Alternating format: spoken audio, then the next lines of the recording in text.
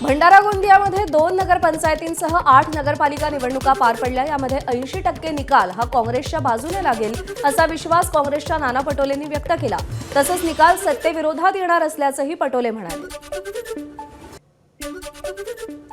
बघा, भंडारा गोंदियामध्ये 8 नगरपालिकांच्या निवडणुका होतात, त्याच्यात 2 नगरपंचायत आहेत आणि याच्यामध्ये जवळपास 80% निकाल हा काँग्रेसच्या बाजूने आपल्याला पाहायला मिळेल असं आम्हाला वाटतं। भाजपवाल्यांचे जे स्टेटमेंट येतात ते सध्या की आम्ही सगळं महाराष्ट्र जिंकू, याला म्हणतात अतिगर्व, सत्तेचा माज। एबीपी माझा, उघडा डोळे बघा नीट।